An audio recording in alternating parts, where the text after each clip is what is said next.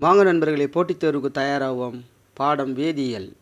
அணு நிறை அலகு எதனால் குறிக்கப்படுகிறது? AMU.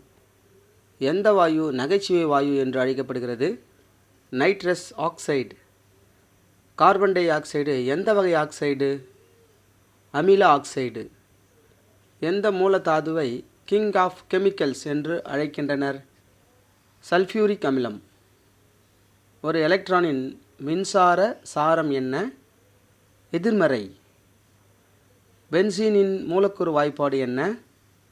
C6H6. பசும்புல் பச்சை நிறமாக தெரிவதற்கு காரணமான நிறமி? குளோரோஃபில்.